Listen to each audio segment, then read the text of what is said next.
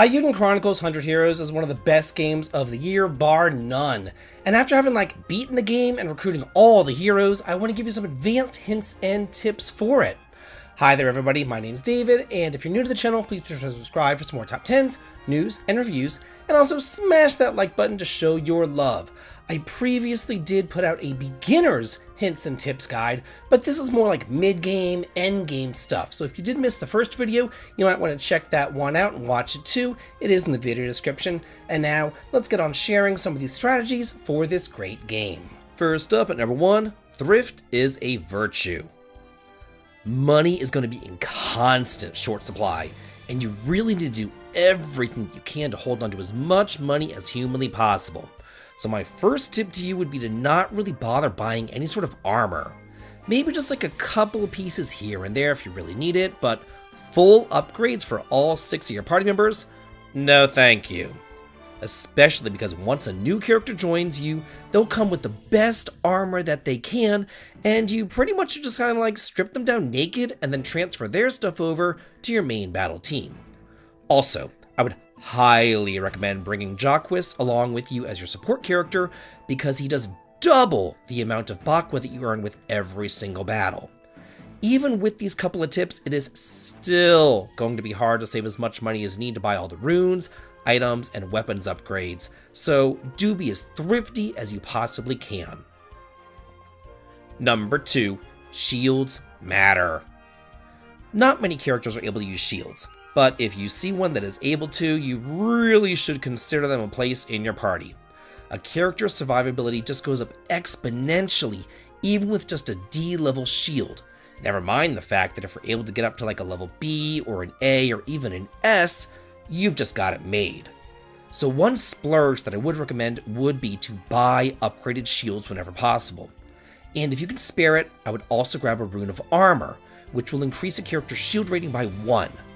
Then there's also some certain workarounds that you can use, like the patchwork armor, because that can give a shield rating to a character that would otherwise not be able to have a shield rating.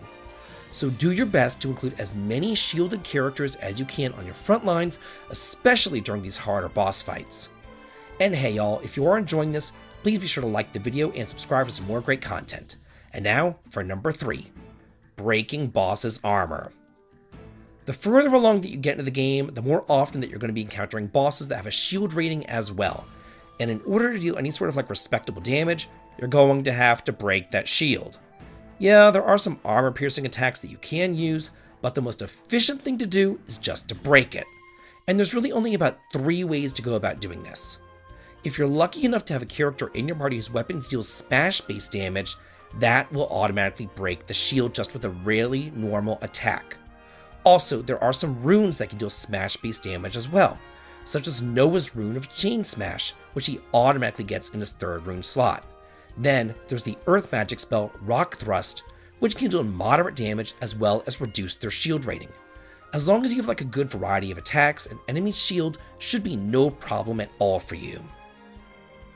Number 4, get the funds for the castle upgrades.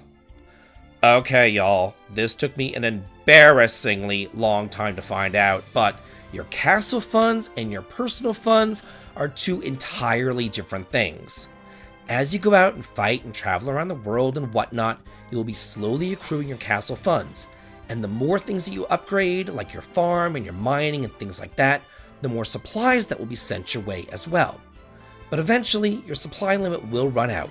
And although there are some upgrades to the upper limit that you can unlock, you're never really going to need more than about 500 or so of each supply.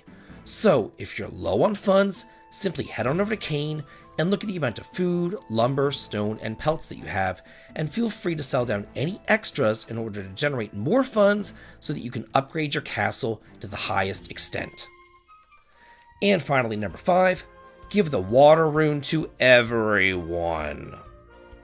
These boss fights can be hard, and also, they can drag out and be a bit on the long side, and sometimes just having 1 healer in your back row ain't gonna be enough, especially if they get targeted by the boss. So my suggestion to you is to give everyone that you possibly can at least a water rune, even those front row fighters. If they can equip a spell rune, give them the water rune. Not so much for that single target healing spell because quite frankly it just sucks and it really should only be used to top off your party members between battles, but it's mostly for that level 3 spell that allows you to heal up your entire party for roughly 100 HP for only 40 MP. In the main party that I used to finish the game, I gave a water rune to 5 out of 6 of my party members, and while the mages did have other runes to fill out their slots, even the water rune came in super handy for my front row fighters in a pinch. Now I do hope that these advanced hints and tips give you some insight and will help you out with some of the harder bosses out there. And be sure to check out my previous video going over some beginning hints and tips for Eiyuden Chronicle as well. And I've got to ask, what other hints and tips do you have to share? Let's get a discussion going on here and let's all talk and chat about it because I'm always reading the comments too. And if you like what I do on the channel, please head on over to the Patreon and sign up for early access to my videos as well as behind the scenes photographs. The link to it is over in the video description. And as always, please like, comment, and subscribe, and have a good day.